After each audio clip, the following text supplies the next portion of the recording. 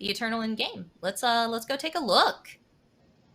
Now everyone is pretty stoked that this is a frontline, correct? Yes. Yeah. Yeah. I can give the Let me do the quick rundown. Yeah, real give us fast. the breakdown. And to be clear, that lore that I just spouted is not actually what I wrote in game. You can go in game. We can get like the more official rundown. That was my TLDR lore time with Nico. So, you want something more concrete? Just go ahead and look in game. So we have Azaan. He is a front line. His health is sitting at 4,500 at base. We'll start by talking about his passive first. He does have a passive called Ire. You can see a bar on the left side of his ability bar screen there. Ire is built on taking or dealing damage.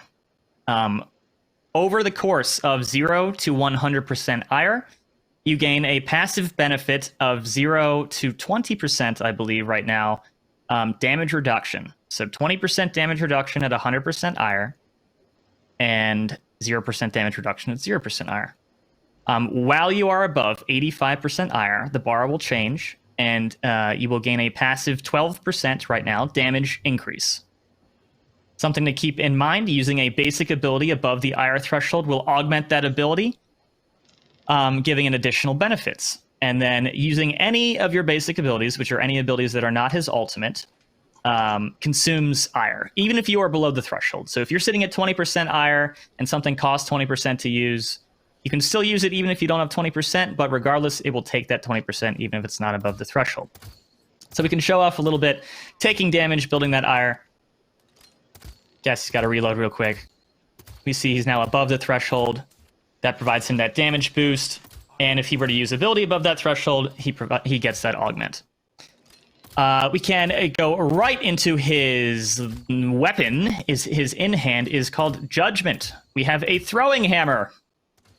Not going to throw my hammer. He can throw his hammers. Yeah. Throw your hammer in an attack chain. Yeah. It is indeed to worry about. Hammer time. I know. I rent this place. I can't do damage to it. Throw your hammer in an attack chain of medium, heavy. 540 damage on medium hits and 660 on heavy hits. This thing is chunky and has a fantastic VFX. Thank you, Roland, as always. Even leaving that impact on the ground. Very, very cool. The benefits of being over the threshold for Judgment, your in-hand, are that there becomes an area of effect on landing while throwing hammers above threshold. You can see here as Submerge Strixus, our cameraman, showing off that AoE burst. Moving on to our second ability, we have Reckoning. The alt fire. After a brief windup, we send out a projectile that creates a targeter that opens up into a larger area. Enemies hit by this right click, this Reckoning will... Oh, poor Fernando. Stuck in limbo forever. He does not want to be here. Yeah, does not want to be here. The right click will lift enemies up and deal damage to them. Look at that. That will travel along the ground. Can be used in the air if necessary. And we can show off the lift. There we go. The target you see on the ground is where it hits. So if you do not, if you use it too close and don't hit that Fernando and the targeter, then you're not going to get that damage and lift. This is a lift similar to Bounce House rather than a knock up, by the way. And then the above threshold thing for Reckoning is the cooldown is reduced. The base cooldown is reduced from, I think it's by 3 or 4 seconds. So if you want to spam this, you'll want to make sure that you are over threshold before you use your Reckoning. Moving on to our next ability, we have Sanctuary. Shout out to Kingdom Hearts for that song title. Yeah, Sanctuary creates a series... That's what I thought of. It wasn't intentional when I named it, but I realized that, and then I started listening to Simple and Clean all day. It was terrible. Well, I was going to say it's terrible, but I loved it all day on repeat. Anyway, Sanctuary creates a series of 5 wall segments in a semicircle around your target, or your targeter, each with their own health pool. And we can show that off briefly. Yeah, you might. I'm not in here with you. You're in here with me. You might have seen Thunderbrush posting the concept for that. So this is cool because it is a different flavor of wall. So this is a wall, not a shield. So it is not going to be wreckerized, but instead... and then, so each segment has its own health pool. Each one can die independently. And the cool thing is, and we'll talk about this with the next ability, there's an interaction with his next ability and the wall. The threshold for the threshold benefit for using this ability above the threshold is there is a health multiplier on each segment of the wall. I believe at base it's 25% increase in base health if you use Sanctuary above the Ire threshold. Moving on to our next ability, we have Conviction. Azaan dashes forward, carrying up to one enemy. Well, up to one, 0 or 1 if you miss, I suppose. Carrying up to one enemy with you. This is not limited to the ground. You can indeed dash straight up if you so desire.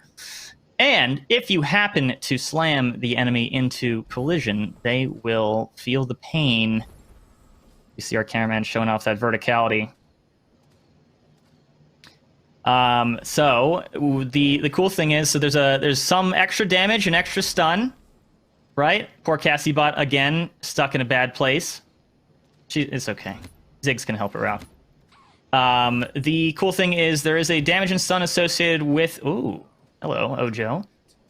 With the Conviction, and then if you slam an enemy into your own walls, you gain, or rather they take a longer duration stun and more extra damage. So we see a little bit of a combo starting to form here. Right click, or wall, right click, hammer, dash, all that good stuff. Fernando once more put into the limbo of his life. I believe the stun at base without any augmentation is 1 second or less, and then against your own walls is, I think, closer to 2. Obviously, numbers change during PTS, but that's the general idea. This ability is used faster if used above the Ire threshold. So if it's used above the Ire threshold, rather than taking the base amount of time to travel from point A to point B, it takes whatever reduced. I think it was 70% time for it to happen. There you go. Faster. Got to go fast. And now we can take a look at Deliverance, our ultimate ability. Now, something to keep in mind. Some of our animations are still in progress, so the final animation for the last second of the ult will be a little bit janky, but that should be fixed in PTS pretty shortly. We're going to go ahead and rise up into the air for up to 6 seconds, reducing the damage you take for that duration. While in the air, you can fire at the ground to throw your hammer, dealing significant damage and slight knockback. On landing, you deal less damage and significant knockback to provide that 1-2 punch. We're going to see here, Cassie's don't know what's coming to him. So you see there that last second and a half, the animation is still being worked on. No problem, you'll see it in PTS. The cool thing about this is the contribution of the damage you do with your ultimate to your Ire is doubled. So if you have no Ire, there are 5 enemies on the point, and you need to get in there right now. You will be ready to go when you land nearly to or above the threshold. And that, I believe, covers... Oh, there's no... And then there is no direct Ire threshold benefit for the ultimate. Those are only for the basic abilities. And I believe that covers the base Azaan kit. Did I miss anything, Fish? Rose? I don't think so, but I really love getting to show off these abilities, especially the ult. I think this is a new kind of ultimate for us to have, in Paladins right now. Look at that good boy right there. That's a good boy. Yeah, I don't think you missed anything either. But having playtested him, I feel like the kit's very satisfying. He's got the defensiveness with the walls. He's got the ability to engage with his dash if he needs to hit, touch the point in time. He's got some utility for the combo with that knock-up, and the ultimate, the ability to go help out your team or disrupt the enemy. Very strong. Those weapon attacks, there's a bit of a cadence to them, but if you hit them, they feel it. So pretty happy with this.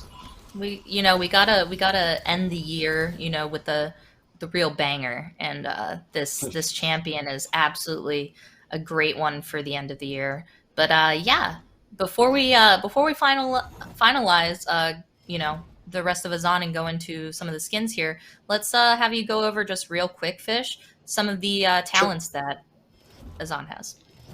Yeah, 3 talents, 3 twists on his gameplay that you can lean into. The first of them is persistence. Persistence is a sustain type talent with no real trade off, just a benefit.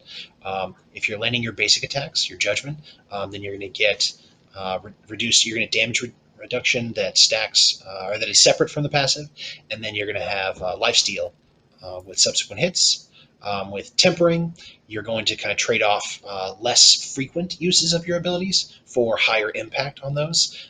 Your alternate fires can do a little bit more damage, your walls are going to last a little longer, and then your dash is going to travel further and stun longer if you take an enemy with you in exchange for the cooldown increase.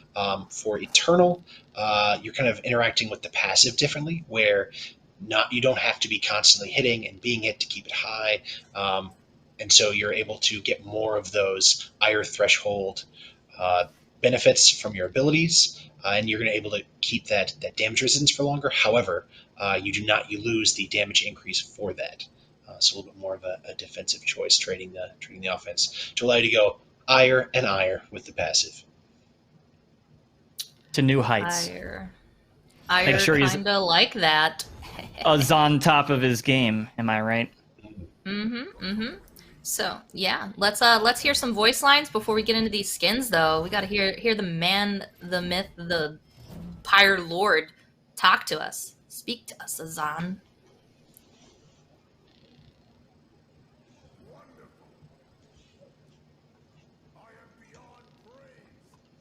Let's... Fire! I am beyond praise! I am the Pyre! Ooh. Yes! Attack! Ultimate is down! Stay here! Very well. Absolutely not. Well, with that said, absolutely not. You absolutely do not want to mess with that guy right there. Not on his bad side.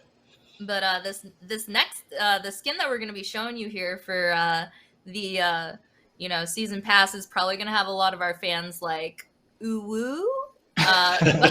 Is it for me? Yeah, this is definitely some fun for our fans out there Hello who there.